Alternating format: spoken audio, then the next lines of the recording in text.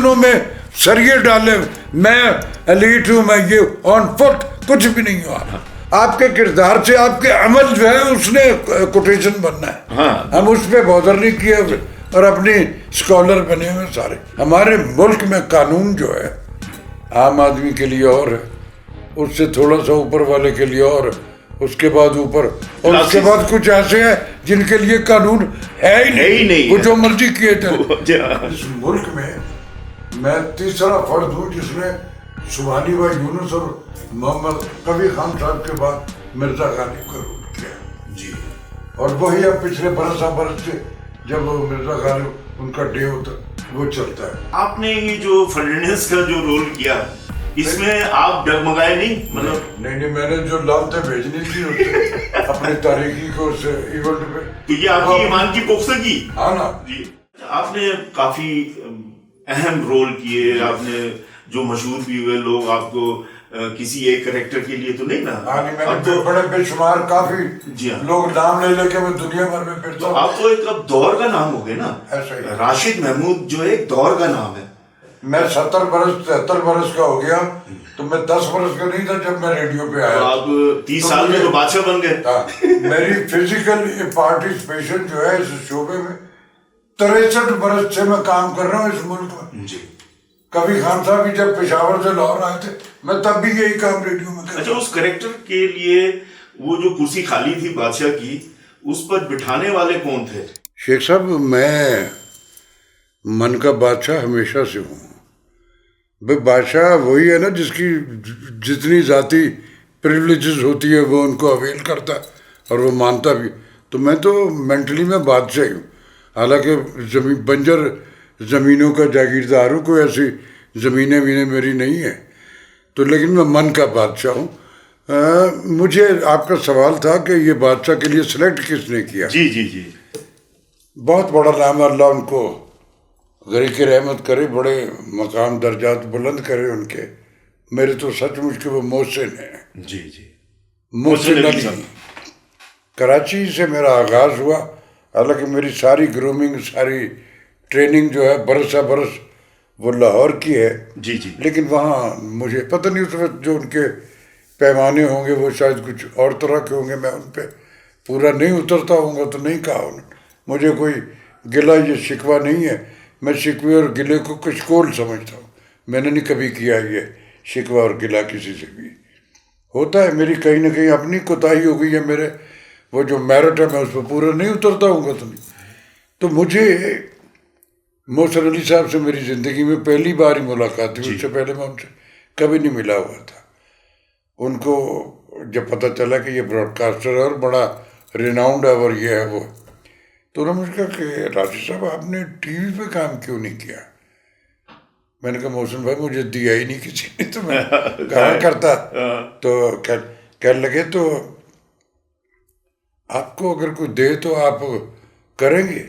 मैंने कहा जी मैंने अपने अंदर तो एक बड़ा पता नहीं क्या क्या कुछ पाल के रखा हुआ है इस हवाले से, लेकिन मेरे दिल में ये भी एक मेरी डिसाइडेड अपने से कमिटमेंट है कि मैं कोई टांगे के पार्ट से स्क्रीन पे आगाज़ नहीं करूँगा।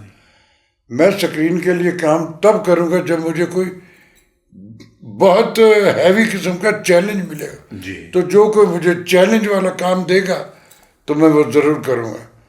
तो उन्होंने कहा जब आपको कोई चैलेंज वाला काम ऑफर कर दे तो फिर आप कैसा करेंगे। मैंने कहा मोहसिन भाई ऐसा करूँगा कि आप याद करेंगे। ये मेरी ऑडिशन थी जी, यही मेरी कास्टिंग की ये एक ही नशिस्त थी। उन्होंने मुझे कहा कि कल 3 बजे आइए। मैं उन दिनों कराची में था, मैंने कहा जी मैं आ जाऊँगा। अगले दिन मैं 3 बजे वहाँ गया हूँ, तो जो मेरे शो बिज का उस वक्त स्टार थे और उन सब के स्टार्स होने में कोई शक व शुबा नहीं जी, सचमुच के परफॉर्मर थे, बड़े लोग थे सारे के सारे।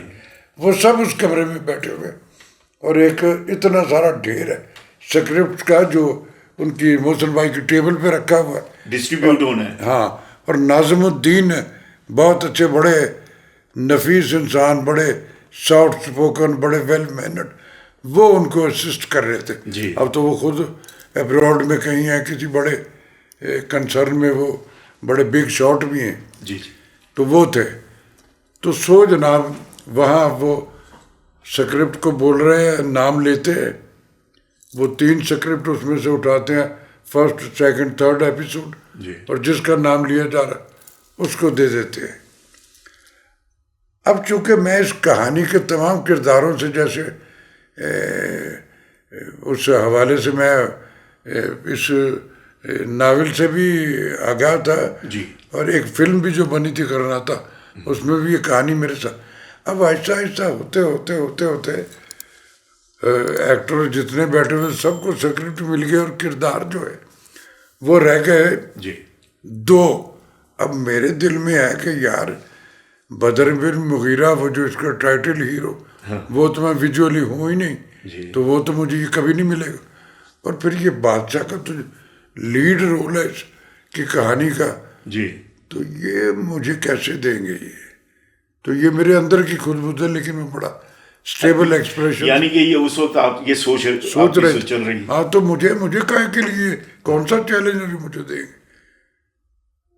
और फिर उन्होंने आवाज दी कि ये राशिद महमूद साहब हैं, ये इस सीरियल में किंग फर्डिनेंड का रोल कर रहे हैं। आप यकीन करोगे जितने स्टार्स बैठे हुए थे, मैंने पहले भी अर्ज किया ना कि वो सब रजिस्टर्ड लोग थे, परफॉर्मर थे, बड़े लोग। अच्छा सर, वो मैनर्स और एटिकेट के साथ ये सब कुछ होता था उस वक्त। हाँ, तो एक क्लोजेज आया, किसी की ट्रॉली मेरी तरफ बढ़ी, किसी का जूम बढ़ा, किसी ने प्रोफाइल में मुझे देखा, और एक मुख्तलिफ तरह के और बेशुमार चेहरों पे ये भी लिखा हुआ कि अच्छा ये कोई घुस बैठ गया है इस्लामाबाद से, पर्ची लेके आया जो इसको रख। अब उनको पता ही नहीं मैं कौन करते। अब वो मैंने सबको देखा, मुझे आज भी वो सारे क्लोजेस याद है जी। अब जिस दिन रिहर्सल से शुरू हुई है ना, तो वो सारे चौंक है कि यार कौन है ये भाई, ये बंदा है कौन, ये तो बोल भी रहा है यार, और ये डर भी नहीं रहा किसी से जी। अच्छा, उसमें इस्माइल शाह साहब भी कोयटा से आए थे, और ताहिरा वास्ती साहिबा थी। अब मैं उसको अल्लाह करेगी, मैं बहुत उसके लिए भी बड़ा दुआ गो हूँ कि उनका मेरी मलका बनना जो है, ये भी एक प्लस पॉइंट उस बादशाह के लिए बन गया कि उस दौर का वो उनका विजुअल जो था, वो तो आम मलका उनको ना भी रोल हो तो तब भी वो स्क्रीन की मलका थी। तो उनका वो मेरे साथ वो जो एक पेयर का, वो भी मेरी मुआफ़क़त में रहा। ये मोहसिन अली साहब की जो कास्टिंग, अरे वो उन्होंने ऐसी फिक्सेशन, मतलब यानी कि बहुत बड़े आदमी। फिर देखिए ना, फिर फर्नांडिस कैसे हिट हुआ। तो फिर वो है कि वो मैं आज भी शुक्रगुजार हूँ मोहसिन भाई का, पाकिस्तान टेलीविज़न कराची सेंटर का, और उसके साथ साथ उस किंग फर्डिनेंड का, जिसकी वजह से वो तो था ही बादशाह भी, मैंने उसके लिए क्या किया, लेकिन उसने इस मुल्क में मेरी शनाख्त करवा दी कि ये भाई। अच्छा, उसके बाद फिर दीवारें एक बड़ा वो भी कामयाब सीरियल, हारून रिंद साहब और बड़ा बादर जोनो साहब का लिखा हुआ, और बहुत करीमदाद का रोल आपने उसमें, करीमदाद का पथारीदार का किया जी, पथारीदार। तो फिर वो दिन आज का दिन है शेख साहब, अब मुझे याद भी नहीं मैंने कितने किरदार किए, बहुत किरदार। मुझे बाज़ दफ़ा कोई पुराना, अब तो सोशल मीडिया है तो बाज़ लोग कोई तस्वीर या कोई क्लिप भेजते हैं तो मुझे याद है, अरे हाँ ये भी मैंने किया, मुझे अब मैं आलम पीरी में याद रख के करूँगा भी क्या।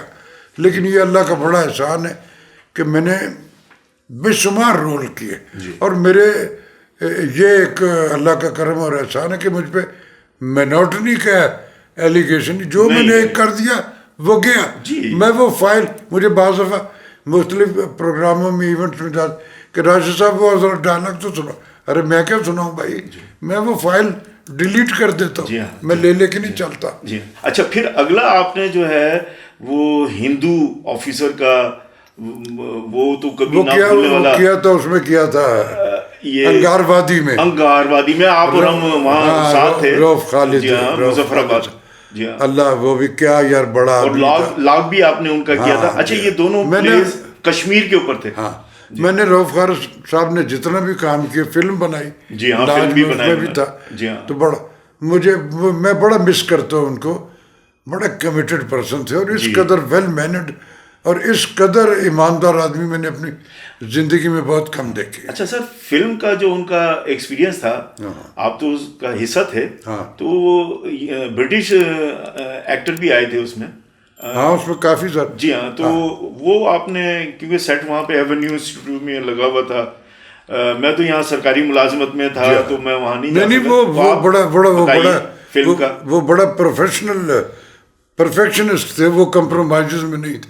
हमने जब उसका अंगारवादी किया जी, तो उसमें जो हमारे यहाँ ये होता कि हम जब कोई फौज या कोई अब्रॉड के कुछ कर, तो उसमें वो सारी फॉर्मेलिटी और एक एक बैज जो था, अगर वो इंडियन आर्मी है तो एग्जैक्ट वही चीज़ें लगी हुई थी जो वो, तो वो उनकी किसी चीज़ में ये आप उंगली नहीं रख सकते थे। लेकिन अल्लाह के जो पसंदीदा होते हैं वो उनको जल्दी बुला लेता है। रऊफ खाली साहब ने उसमें हीरो का रोल भी किया था। बहुत अच्छा किया। लेकिन वो खुद तो बेसिकली पख्तून थे ना, तो उनका लबो ले जा प्रॉब्लम आ रही थी कि हिंदू पठान कैसे हो सकता है। लेकिन वो लोगों ने बड़ी साइड पे गए कर लिया, वो गए लोगों ने, वो उसकी निटिंग, उसका सिनेरियो, उसका सारा, वो सारे का सारा ऐसा था कि वो उसके ट्रांस से बाहर निकलने ही नहीं दिया। बिल्कुल। जी हाँ, जी हाँ।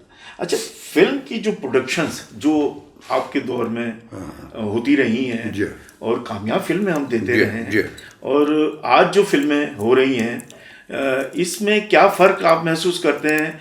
दूसरा ये बताइए कि सर, हम अपनी सकाफत से हट से गए कि पंजाबी फिल्म का जो दौर है, जिन्होंने हमें यहाँ तक पहुँचाया, पंजाब का कल्चर तो हमारा ऐसा नहीं है।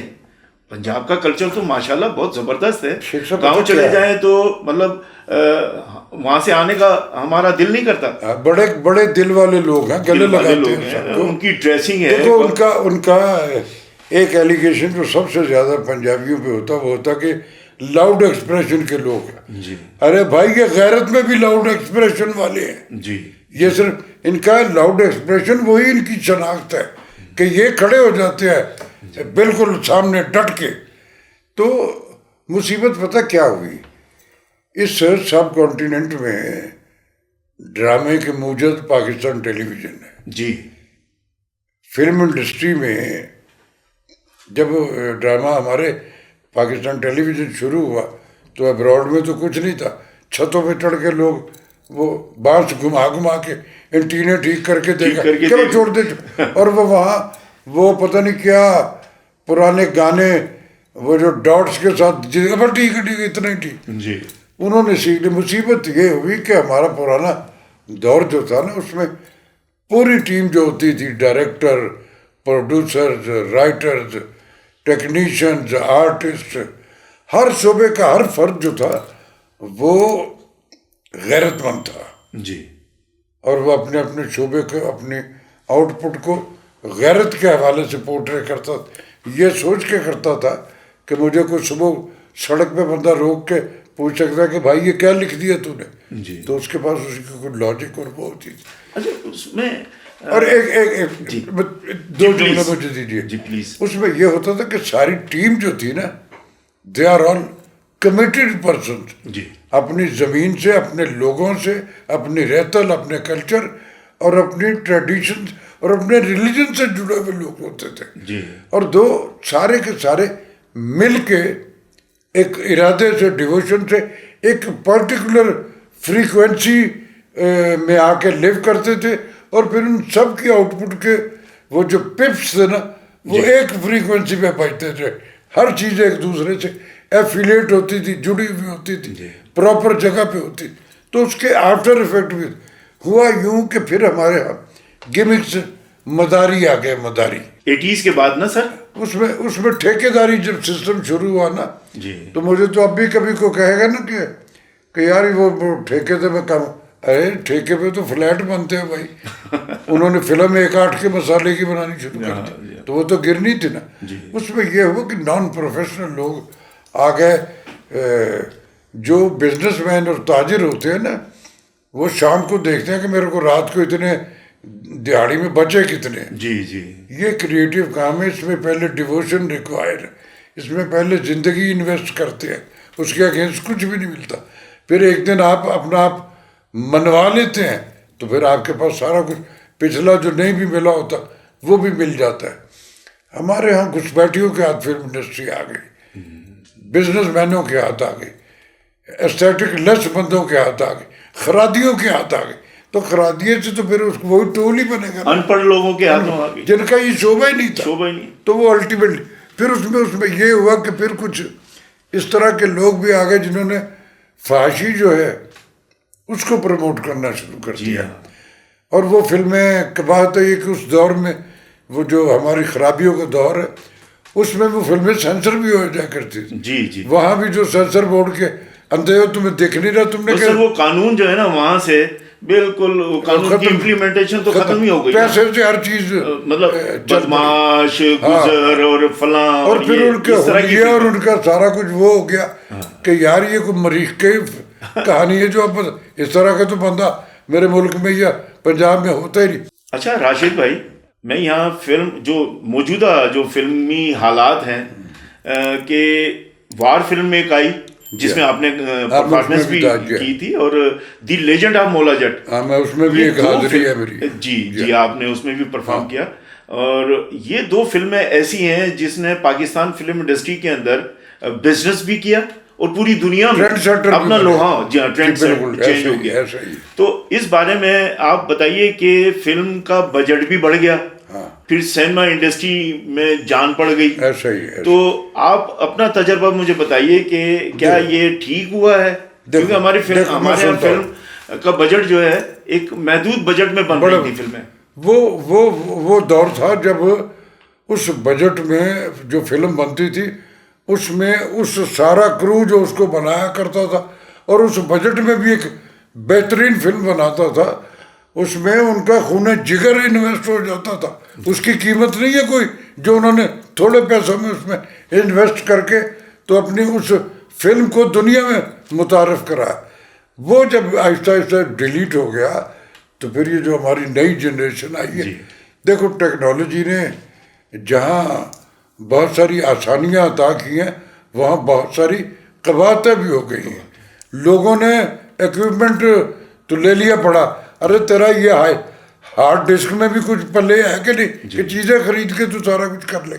तो उसमें ये है कि जहाँ उसमें लोगों ने टेक्निकल जो हमारी फैसिलिटीज थी उनको मल्टीप्लाई अपनी आइडियोलॉजी से उसमें वो रंग भर रही है तो वो बन गए, जिसने नहीं भरे। और फिर इसमें ये अकले कुल हमारे यहाँ ये भी मुसीबत होती है कि फिल्म जो है ये अकेले आदमी का काम नहीं होता, ये टीम वर्क होता है। हमारे वो जो वन मैन शो का कॉन्सेप्ट शुरू हो गया कि वो मान ही नहीं रहे जो मैंने बना दिया वो बना दिया। नहीं भाई, आप अपनी मशावरत जो है हजरत अली करमुल्लाह वजह का कॉल है कि ये मत देखो कौन कह रहा है, गौर इस पर करो कि क्या रहा। तो बड़ी बात आपकी टीम में अगर कोई आपका वार्ड बॉय भी आपको बता रहा तो आप अगर वो बड़ी है तो सुन लो ना। अच्छा, उसको भी महफूज करो। उसमें वार फिल्म में वो 6K पे बनी थी जो कैमरा चेंज हुआ और ये 8K पे बनी। अब रिजल्ट देख रहे हो ना तकरीब। जी जी। अच्छा, इसमें टोटल पाकिस्तान के लोग थे, पाकिस्तान की टीम थी। बिलाल अशारी ने एक इसमें कोई कंप्रोमाइज नहीं किया था। नहीं। कुछ लोग आए थे फॉर द टाइम भी आए थे लेकिन चले गए थे। जी हाँ, लेकिन मैं यहाँ ये बात करना चाहूँगा कि मतलब उसको हमारा मीडिया क्यों नहीं प्रमोट करता कि भाई ये हमारे टेक्नीशियन। हमारा मीडिया पहले अपने आप को तो प्रमोट कर ले, वो उनका अपनी नीयत और पेट नहीं आज तक भर रहा है। मीडिया जो है असल में कदरें बदल गई हैं यार। मैंने अगले जहान नहीं जाना, क्या मुंह लेके जाऊंगा रब के पास? ये पैसे जिनके पास अरबों खरबों ले जाते हैं साथ, यही होता सारा कुछ यही रह जाए। तो सो आपको जिस ज़मीन पे आपने दफन होना है, जिस ज़मीन से आप उगे हो, जिस ज़मीन से आपको शनाख्त मिली, जिस रिलीजन में रहते हुए आपकी ग्रूमिंग, आप उस सबको भूल के सिर्फ पैसे के लिए कुछ भी करने हो, नहीं, ऐसा नहीं। अच्छा राशिद भाई, ये ड्रामा इंडस्ट्री में ये जो डायरेक्शन चल रही हैं, अच्छा उसमें आप करेक्टर देखिए कि नेगेटिव रोल करने वाला उसने भी दाढ़ी रखी हुई है और बाल उसने पता नहीं अजीब व गरीब बनाए हुए हैं, और जो पॉजिटिव रोल कर रहा है उसने भी दाढ़ी रखी हुई है, बाप ने भी दाढ़ी रखी हुई है। देखो पता क्या पहले हमारे दौर में ऐसा नहीं होता था ना, पता क्या है, पता क्या है, किरदारों के ऊपर सुन लो, गेटअप होता था। मैं वजह बयान करता। हाँ, ये जितने आजकल आप राइज ड्रामे देख रहे हो ना, वो पर्टिकुलर सिंडिकेट्स है, वही बनाते हैं, उन्हीं के वो चैनल है, वहीं पे वो चलते हैं। मैं तो यहाँ ये बात कहूंगा कि कैमरामैन जो है ना वो डायरेक्टर बना रहा है। सुन लो, मैं वैसे अपने कैमरामैनों को कहता हूँ, मैंने पहला शॉट फैसल नदीम का था मेरी जिंदगी जी। का। उसके बाद आज तक जितने ये सारे मेरे बच्चे, मैं इन सबके साथ काम करता हूँ। मैं इनको कभी कभी ये कहता हूँ कि अबे यार, तुम कैमरामैनों ने इस मुल्क में इस कदर डायरेक्टर क्रिएट कर दिए कि उनको ये तुम्हारा जुर्म है। अबे तुम जिसको छोड़, उसने अगली बार तुम्हें लिया ही नहीं और वो खुद ही सारा कुछ बने। तो ये बातें कुछ होती है, कुछ ऐसी चीजें होती है, और ये हर जगह होती है। अब देखिए ना, जान मोहम्मद जुम्मन फिल्म में वो एडिटर थे, फिर अरे कैमरामैन, डायरेक्टर। अरे यार, कैमरामैन जो प्रोफेशनल असली वाला कैमरामैन होता है, उसको ये पता है कि मेरी कितनी ड्यूरेशन का ये शॉट होना चाहिए। वो अनड्यू 5 टेक्स नहीं लेगा जी, वो उतनी टेक लेगा जितनी। अब हम जाते हैं तो एक ड्रामा हमें पैसा पैकेज एक ड्रामे का, और 5-5 हम शूटिंग करके आते हैं उनकी। हमारी फिल्म इंडस्ट्री में चांदी पढ़ी लिखी है, जी जी। बकिया बस वहीं आके स्कॉलर हो गए। हाजी इल्मदीन शहीद में आपने कायदे आजम का रोल किया। पाकिस्तान टेलीविजन का पहला मिनी सीरियल था। मुसलसल भाई ट्रेंड सेटर है पाकिस्तान टेलीविजन की। जी, चंद फिल्में हम अब्रॉड की फिल्मों को उनको प्रेफर करते हैं जी, जिसमें अब्रॉड, तो मेरी इंडस्ट्री कहाँ गई भी जी। मेरे मुल्क में जिधर ये नजर गुमार तरफ कहानियां बिखरी पड़ी, अपनी जमीन, अपनी ह्यूमन साइकी, अपने लोगों के मसाइल जो इसी पे हम बनाते थे ना। जी, जी। तो आज क्या हो गया, आज कुछ मरीख बन गया हमारा मुल्क।